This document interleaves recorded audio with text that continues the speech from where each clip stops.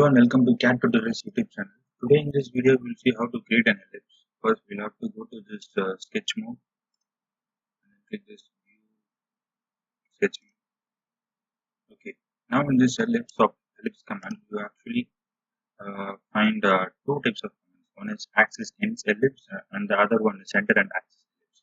Okay. First we will try with this axis ends ellipse.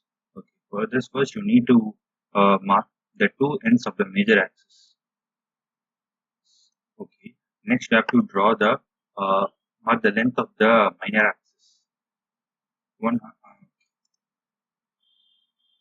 Okay, do this again. First, you are marking the ends of the major axis, and then for the minor axis, you can do this again for slanting ellipses also.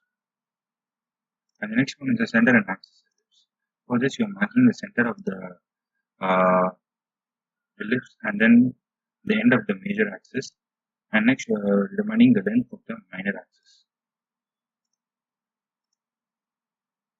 So that's so easy to create. That's all from this ellipse section. See you in the next video. Thank you.